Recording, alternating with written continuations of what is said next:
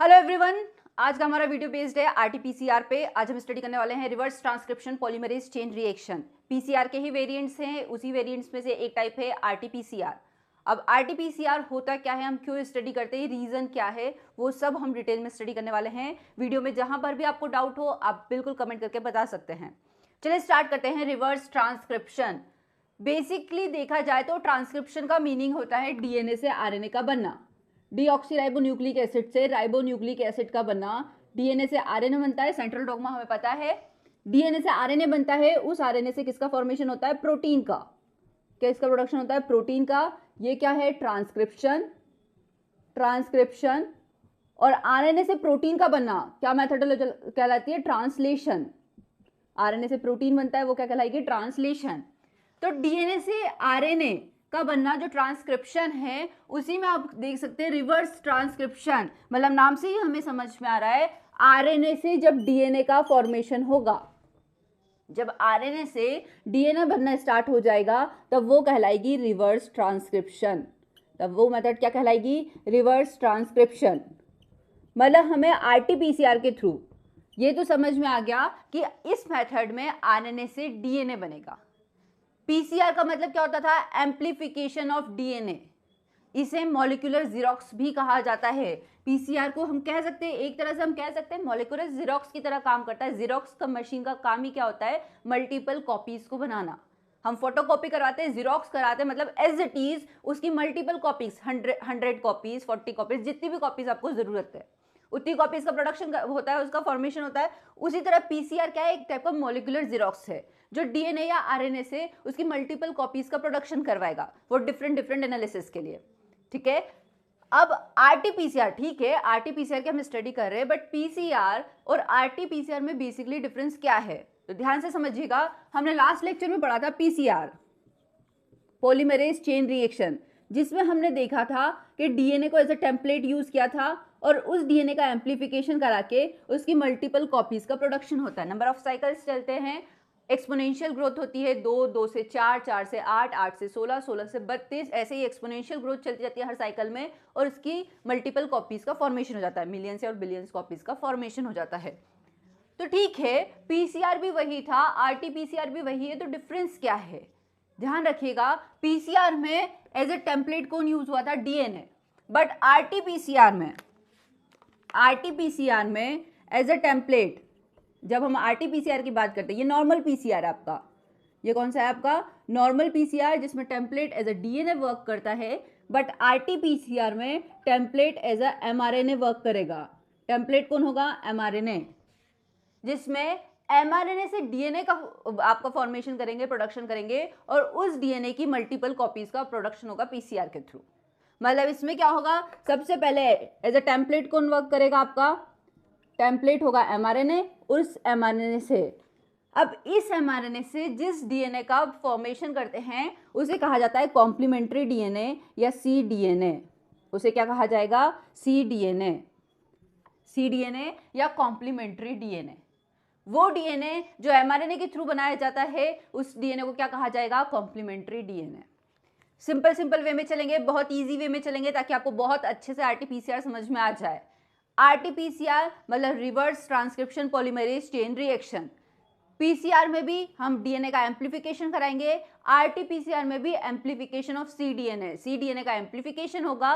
But PCR में as a template DNA को use किया जाता था, आरटीपीसीआर में एज अ टेम्पलेट एमआरएनए को यूज करेंगे। क्यों ऐसा कर रहे हैं, क्यों, हमने देखा, ठीक है, जब डीएनए का एम्प्लीफिकेशन करा रहे हैं तो आप एमआरएनए को क्यों यूज कर रहे हो, उसका भी रीजन है।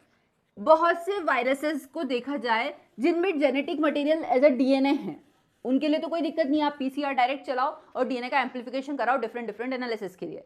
जिनमें भी जेनेटिक मटेरियल क्या है, as a DNA, DNA genetic material है। बट जिस केस में जेनेटिक मटेरियल डीएनए और आरएनए दोनों हो, डीएनए या आरएनए दोनों होता है जेनेटिक मटेरियल, तो जब आरएनए की बात की जाएगी तब उस केस में एम्प्लीफिकेशन क्यों इससे चलेगा, क्योंकि नॉर्मल पीसीआर तो डीएनए स्ट्रैंड पे वर्क करता है, उसे आरएनए स्ट्रैंड पे वर्क नहीं करता है। लेकिन यदि आरएनए स्ट्रैंड हो तो उस केस में पीसीआर मैकेनिज्म कैसे चलेगी, इसका सबसे इंपॉर्टेंट एग्जांपल और रिसेंटली एग्जांपल कोरोना का केस आप देख सकते हैं। जो लेटेस्ट हमने फेस किया है, कोरोना का जो वायरस था उसमें basically RNA as a genetic material था। SARS-CoV-2 जो वायरस था उसमें बेसिकली जो जेनेटिक मटेरियल था वो क्या था, आरएनए। और उसी टाइम आपने कोविड के टाइम पे बहुत से टाइम सुना होगा इनका आरटी-पीसीआर कराएंगे तो रिजल्ट शो होंगे। आरटी-पीसीआर के थ्रू आप उस पेशेंट में वायरस लोड चेक करते हो। इसका एक डिटेल बढ़ेगा, बट अब आपको बहुत इजीली और अंडरस्टैंडिंग रखनी होगी कि आरटी-पीसीआर होता क्या है। जनरली कोरोना वायरस में क्या था, RNA as a genetic material होता है। बहुत से वायरस, एचआईवी वायरस होता है उसमें भी RNA as a genetic material होता है। वायरसेस जनरली रेट्रोवायरसेस की बात की जाए, वायरसेस के केस में डीएनए और आरएनए दोनों जेनेटिक मटेरियल होते हैं, बट मोस्टली रेट्रोवायरसेस में आरएनए ऐसे जेनेटिक मटेरियल होता है। तो यदि उसमें आरएनए ऐसे जेनेटिक मटेरियल है तब उस केस में कौन सा पॉलीमरेज चेन रिएक्शन चलेगी, आरटी-पीसीआर। ठीक है, आरटी-पीसीआर चलेगी। क्यों? क्योंकि उसमें जेनेटिक मटेरियल क्या है, आरएनए। अब उसमें टेम्पलेट क्या है, आरएनए। उससे आपको एम्प्लीफिकेशन कराना है डीएनए का। तो कैसे चलेगी, किन किन स्टेप्स को फॉलो करेंगे, हम वो सब डिटेल में पढ़ेंगे। तो सबसे पहले सबसे लेटेस्ट एग्जांपल से आप बहुत अच्छे से समझ सकते हैं, जिसको हमने अभी लेटेस्ट में फेस किया और अभी तक फेस कर रहे हैं, कोविड की सिचुएशन। तो आप ध्यान रखेंगे कैसे SARS-CoV-2 में क्या था, generally RNA as a genetic material था, इसीलिए वहां पे आरटी-पीसीआर के थ्रू पेशेंट की बॉडी में वायरस लोड चेक किया जाता था। किसके थ्रू, एक ओवरव्यू देख लीजिए, सीटी वैल्यू के थ्रू, साइकिल थ्रेशोल्ड वैल्यू के थ्रू एक ओवरलोड चेक किया जाता था कि उसमें वायरस लोड कितना है। यदि पेशेंट में वायरस लोड ज्यादा है, कम है, ये उसकी सीटी वैल्यू से पता पड़ जाता था। सीटी it means cycle threshold value. ये सब हम डिटेल में पढ़ेंगे, अभी केवल सिंपल में बहुत इजी वे में आरटी-पीसीआर समझते हैं। ठीक है, मैं पूरी कोशिश करूंगी कि आपको इजी टू इजी वे में आरटी-पीसीआर का डिस्क्रिप्शन दे सकूं। फिर भी यदि आपको कहीं पर भी डाउट हो तो आप बिल्कुल कमेंट करके पूछ सकते हैं। चलिए स्टार्ट करते हैं RT-PCR. Reverse transcription polymerase chain reaction, हमको कंफ्यूज नहीं होना है। रियल टाइम पीसीआर और आरटी-पीसीआर ऑलमोस्ट सेम होता है, बट आरटी ऑलमोस्ट सेम नहीं, नाम से सेम होता है, बट दोनों की मैकेनिज्म बहुत डिफरेंट होती है। ठीक है, आरटी-पीसीआर मतलब अभी हम क्या पढ़ रहे हैं, reverse transcription polymerase chain reaction. चलिए अब कैसे चलेगा, ये तो हमने देख लिया कि आरटी-पीसीआर में जो टेम्पलेट है वो एज अ एमआरएनए यूज करेंगे हम, डीएनए नहीं होगी। अब कैसे वर्क करेगा, कहाँ कहाँ कौन सा एंजाइम यूज होगा वो देखते हैं। सबसे पहले किसी में भी जब एमआरएनए होता है तो एमआरएनए अपनी किस फॉर्म में होता है, सेकेंडरी स्ट्रक्चर के फॉर्म में होता है। स्टेबल फॉर्म क्या है एमआरएनए का, सेकेंडरी स्ट्रक्चर। इस केस में वो किस फॉर्म में होगा, सेकेंडरी स्ट्रक्चर। अब एमआरएनए जो सेकेंडरी स्ट्रक्चर के फॉर्म में स्टेबल कंडीशन में है, उसको हमें सबसे पहले उसके लीनियर फॉर्म या प्राइमरी स्ट्रक्चर में कन्वर्ट करना होगा। क्या करेंगे, सबसे पहले उसके लीनियर फॉर्म में कन्वर्ट करेंगे। लीनियर फॉर्म में जब कन्वर्ट करेंगे तब उसको कितने टेम्परेचर पे, 60 टू 70 डिग्री सेल्सियस टेम्परेचर पे ट्रीट किया जाता है। 60 टू 70 डिग्री सेल्सियस टेम्परेचर दिया जाता है। इस टेम्परेचर पे देने पर इस टाइम पे डीनेचुरेशन नहीं हो रहा है। आरटी-पीसीआर में डीनेचुरेशन अभी नहीं होगा जब आपको एमआरएनए डायरेक्ट। आरटी-पीसीआर में सबसे पहले क्या है आपका, एमआरएनए। बहुत बेसिक पे चल रहे हैं, ध्यान रखिएगा। एमआरएनए स्टेबल फॉर्म में किसमें होता है, सेकेंडरी स्ट्रक्चर में। सबसे पहले हमें उसकी सेकेंडरी स्ट्रक्चर को किसमें कन्वर्ट करना होगा, लीनियर स्ट्रक्चर में। जैसे ही हमने लीनियर स्ट्रक्चर में कन्वर्ट कर दिया, वो एमआरएनए लीनियर फॉर्म में कन्वर्ट हो गया। अब जैसे ये लीनियर फॉर्म में कन्वर्ट हो जाएगा, अब उसके आगे प्रोसेसिंग होगी, प्राइमर का जुड़ना, एनिलिंग होना, उसका एक्सटेंशन होगा, बाकी सब स्टेप वैसी होगी। मतलब हम कह सकते हैं कि आरटी-पीसीआर दो मैकेनिज्म से मिलकर बना होता है। सबसे पहले रिवर्स ट्रांसक्रिप्शन, दो मैकेनिज्म क्या होगी, रिवर्स ट्रांसक्रिप्शन कराओ फर्स्टली उसका, रिवर्स ट्रांसक्रिप्शन। रिवर्स ट्रांसक्रिप्शन मतलब सबसे पहले एमआरएनए से सीडीएनए का फॉर्मेशन कराओ। एमआरएनए से सीडीएनए का फॉर्मेशन होगा। फिर अब इस सीडीएनए का सेकंड स्टेप में होगा सीडीएनए एम्प्लीफिकेशन।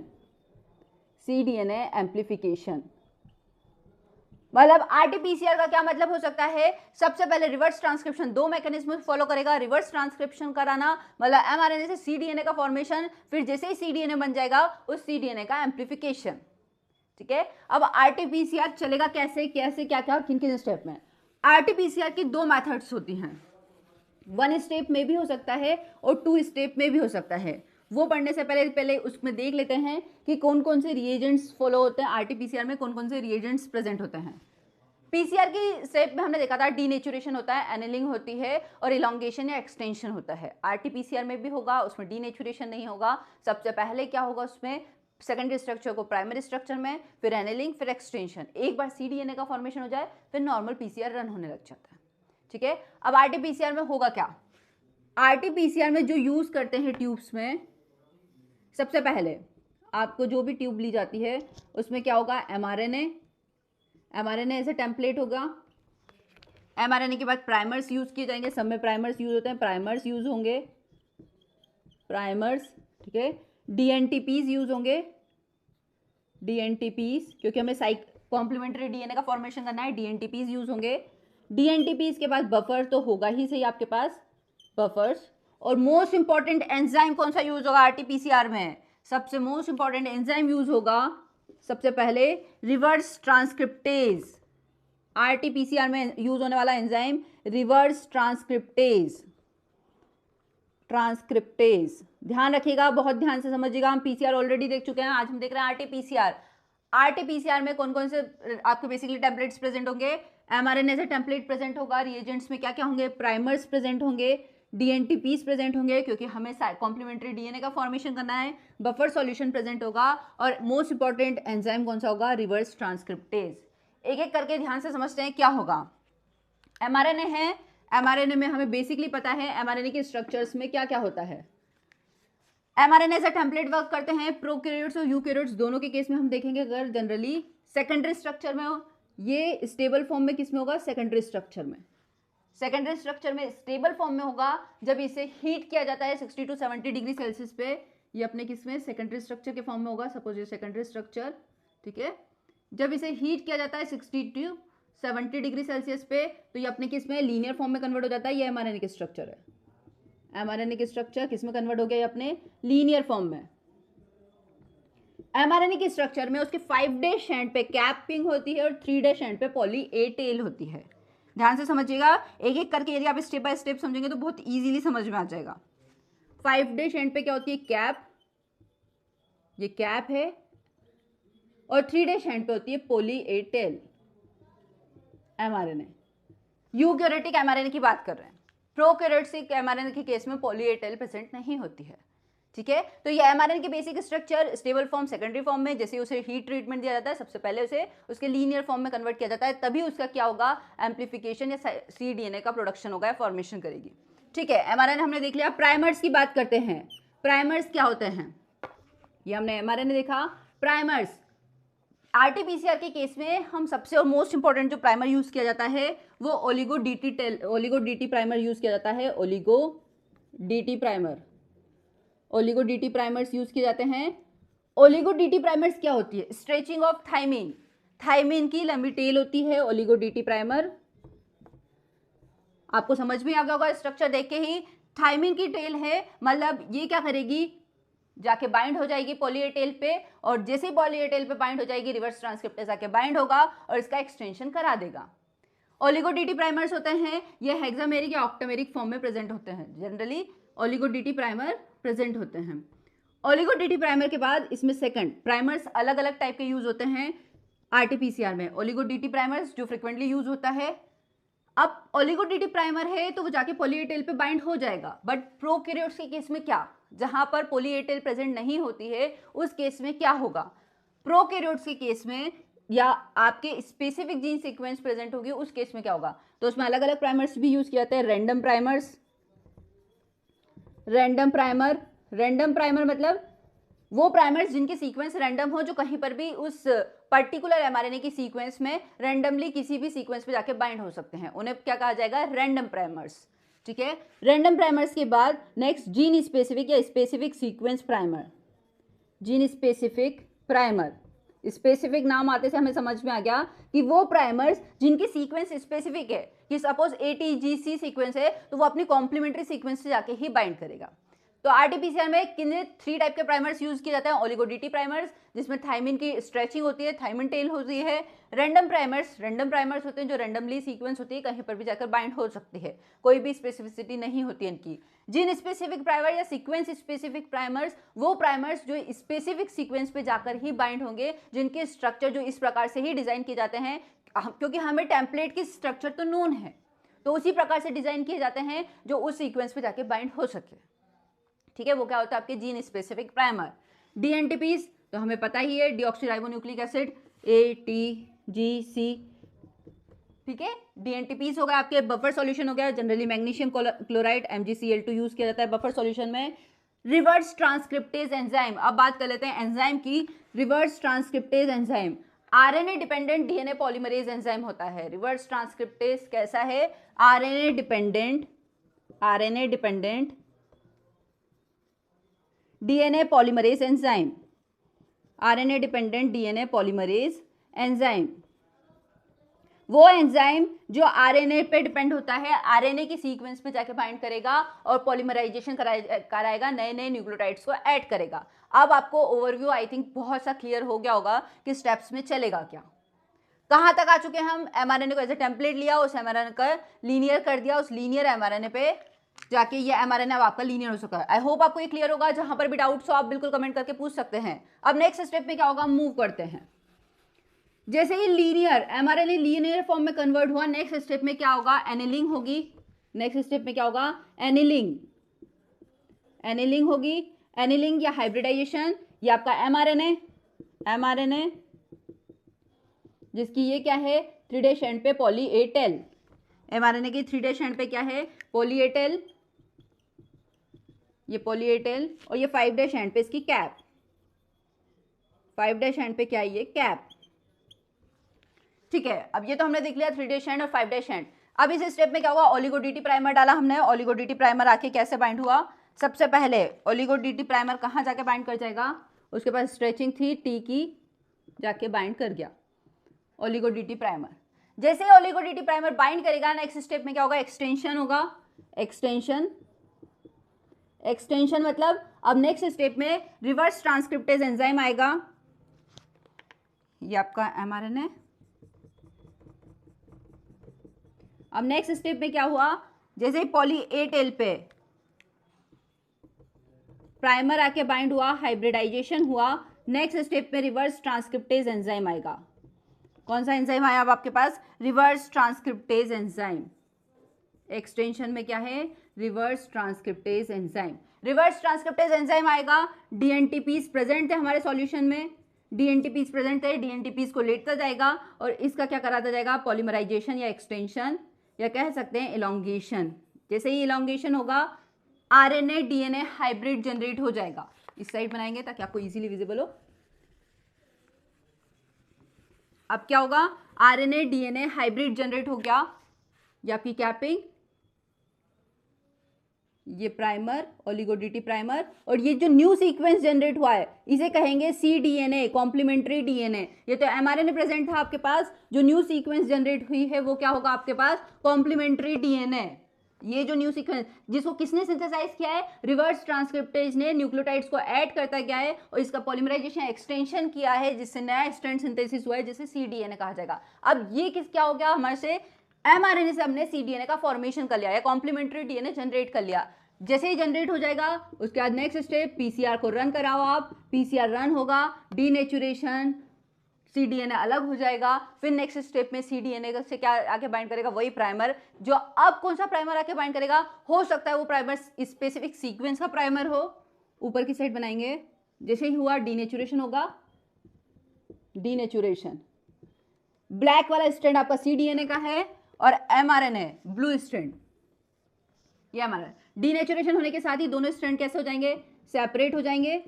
cDNA वाला स्ट्रैंड हमें अलग मिलेगा और mRNA का स्ट्रैंड अलग हो जाएगा।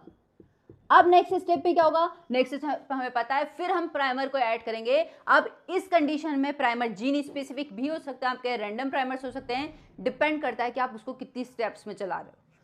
जैसे ही ऐड करेंगे, DNA जाएगा, एम्प्लीफिकेशन होगा, नया DNA का फॉर्मेशन होगा, 2 से 4, 4 से 6, 6 से 8, सॉरी 2 से 4, 4 से 8, 8 से 16, 2 की पावर n, हमने लास्ट उसमें देखा था 2 की पावर n के फॉर्म में चलता है। जितने साइकिल होंगे उस फॉर्म में DNA का एम्प्लीफिकेशन होता है।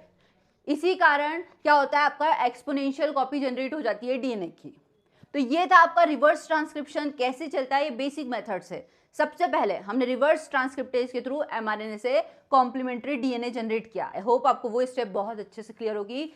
सेकेंडरी फॉर्म को हमने प्राइमरी फॉर्म में कन्वर्ट किया। नेक्स्ट स्टेप में हमने ओलिगो DT प्राइमर डाला। ओलिगो DT प्राइमर ने क्या किया, इसका ओलिगो DT प्राइमर एनिलिंग, या इसको क्या कहते हैं, हाइब्रिडाइजेशन। हाइब्रिडाइजेशन स्टेप भी यही होती है, हमने लास्ट लेक्चर में पढ़ा था। Hybridization step, oligo D T primer या हाइब्रिडाइजेशन स्टेप, जैसे ही प्राइमर को डालेंगे नेक्स्ट स्टेप में एक्सटेंशन होगा, रिवर्स ट्रांसक्रिप्टेज एंजाइम आएगा जो डीऑक्सीन्यूक्लियोटाइड्स को जोड़ता जाएगा। जैसे ही जोड़ेगा आपका क्या, cDNA DNA RNA hybrid generate हो गया। ये क्या होगा, DNA RNA hybrid, DNA RNA hybrid generate हो गया। अब जैसे ही DNA RNA हाइब्रिड जनरेट हो जाएगा, फिर नेक्स्ट स्टेप वही डीनेचुरेशन कराओ, cDNA को अलग कराओ, मतलब नॉर्मल PCR के मैकेनिज्म। ठीक है, तो अब आप ध्यान से समझिएगा, मतलब PCR कैसे रन होता है। RT-PCR के थ्रू हमने साइक्लिक cDNA का, इसका मेन और बेसिक बहुत इंपॉर्टेंट एग्जांपल ये भी है कि इसके थ्रू आप cDNA लाइब्रेरी जनरेट कर सकते हो। RT-PCR के थ्रू हम क्या कर सकते हैं, cDNA लाइब्रेरी जनरेट कर ली जाती है, कॉम्प्लीमेंट्री DNA लाइब्रेरी। mRNA के through complementary DNA library generate हो जाती है। ठीक है, cDNA की। अब RT-PCR की जो मेथड्स है वो जनरली 1 स्टेप और 2 स्टेप्स में फॉलो होती है। ध्यान से समझिएगा, 1 स्टेप प्रोसीजर और 2 स्टेप प्रोसीजर क्या होती है। 1 स्टेप प्रोसीजर और 2 स्टेप प्रोसीजर। 2 स्टेप बहुत इजी है और बहुत सिंपल सी बात है। 1 स्टेप प्रोसीजर में RT-PCR डन होना मतलब एक ही ट्यूब लेंगे आप, उस एक ही ट्यूब में सबसे पहले क्या कर दिया जाता है, उस एक ही ट्यूब में आपने सब कुछ ऐड कर दिया। mRNA टेम्पलेट तो हम डाल चुके थे।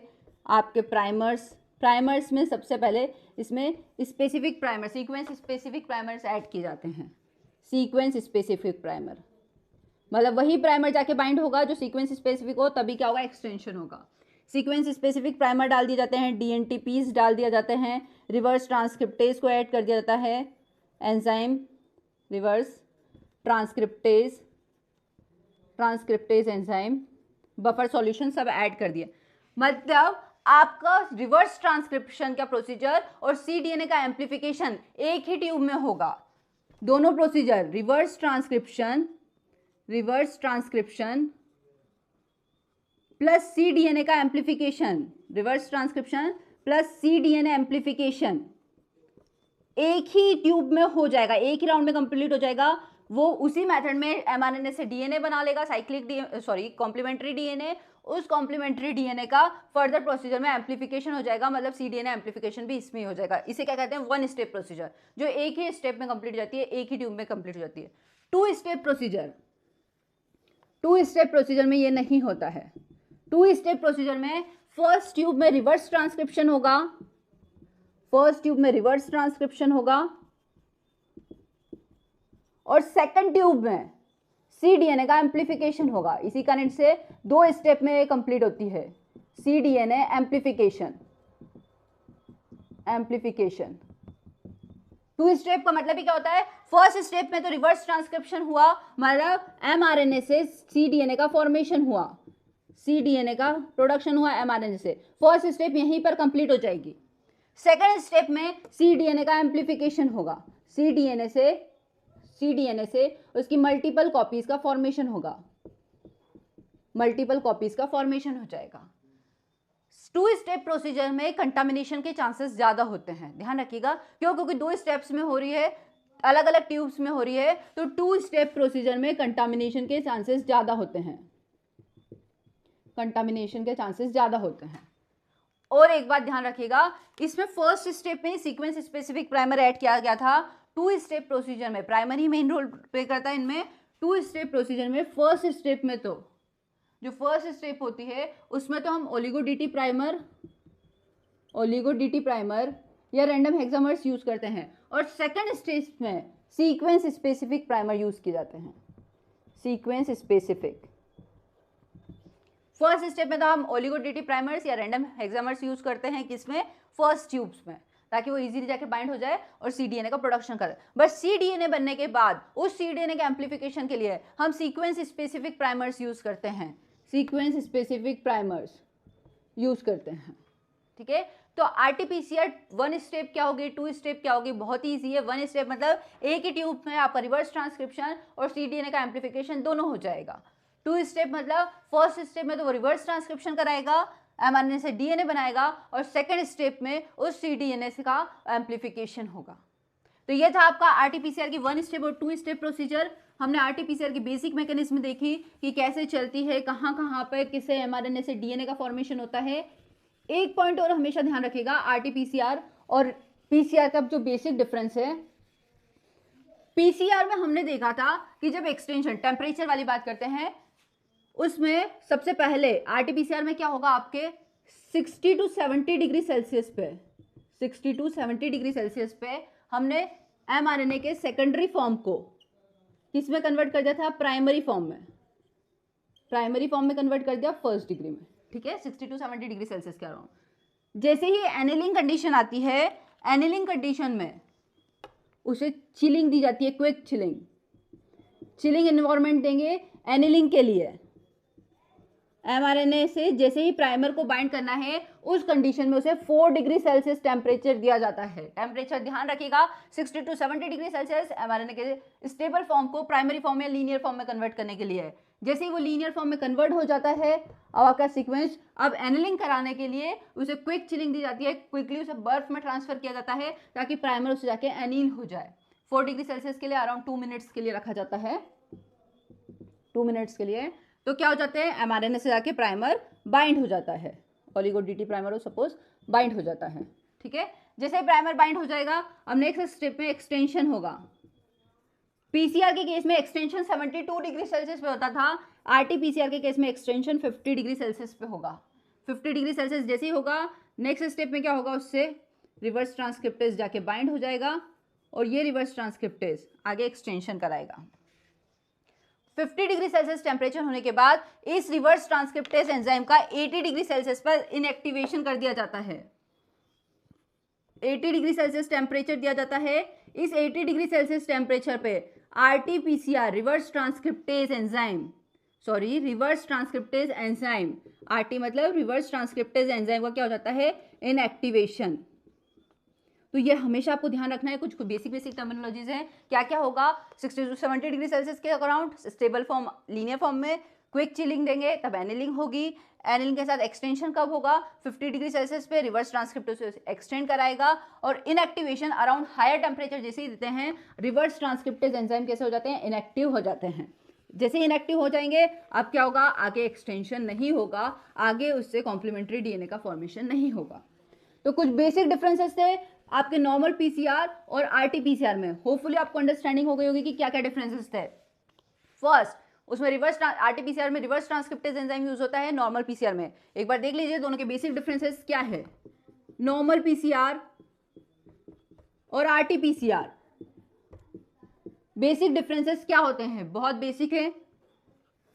प्राइमर केवल इस नॉर्मल पीसीआर में फॉरवर्ड बैकवर्ड दोनों डायरेक्शन से प्राइमर मूव करते हैं, इधर से भी दोनों डायरेक्शन में प्राइमर्स जाके जुड़ते हैं और दोनों साइड से एक्सटेंशन होता है। आरटीपीसीआर में ऐसा नहीं होता है, सीक्वेंस स्पेसिफिक को एक साइड से ही आके बाइंड होंगे और प्राइमर्स का एक्सटेंशन कराएंगे, ठीक है। सेकंड डिफरेंसेस क्या होगा, नॉर्मल पीसीआर में आपके जो एंजाइम यूज होता है, नॉर्मल डीएनए पॉलीमरेज एंजाइम जो होते हैं, टैग डीएनए पॉलीमरेज यूज होता है।